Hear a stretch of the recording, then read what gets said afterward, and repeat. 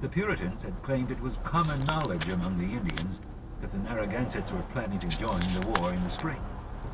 However, no one seems to have informed the Nipmucs of this plan. When the first Narragansett warriors began to arrive in January, they were shot at. As far as the Nipmucs knew, they were still traitors to the cause and had, in all likelihood, joined the English. Only after the Narragansetts had presented them with English scalps as proof of their loyalty, did the Nipmuc sachems begin to realize that they had a new and powerful ally.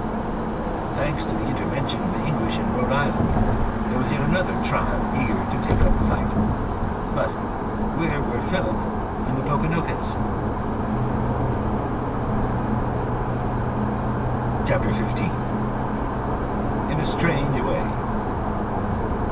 Sick, desperate, and fast becoming irrelevant to the war he had started, Philip and his small band of warriors headed more than 50 miles west to the Hudson River Valley. In late December, they made camp at Scatucoke on the Hoosick River, an eastern tributary of the Hudson. In late December, they made camp at Scatucoke on the Hoosick River, an eastern tributary of the Hudson. It was here, in the colony of New York, where a remnant of the original Dutch settlers still actively traded with the Indians, and where the Hudson River provided access to the French to the north, that Philip hoped to stage his triumphant return to the war. That fall, Philip had met with a French official on his way back to Canada after a visit to Boston. The Frenchman had presented the sachem with an ornate brass gun and pledged his country's support in his war against the English.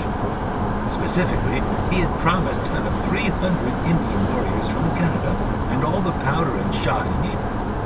He even claimed the French Navy would set up a blockade along the coast of New England to stop the flow of English supplies from Europe. But the Frenchman also had some requests of Philip. He asked that he and his warriors not burn the meeting houses, mills, and best houses. For we intend to be with you in the spring before planting season, he said, and possess ourselves of the Connecticut River and other English plantations. Philip was once again following in his father's footsteps. He too was attempting to strengthen his decimated tribe through an alliance with a European power. There was no guarantee that the French would be any more trustworthy than the English in the long run, but at least for now, Philip would have the warriors and ammunition he desperately needed. So he and his men, led by his principal captain, Enowan, established winter quarters at Scatucoke and waited for the French and their native allies. In early January, New York Governor Edmund Andros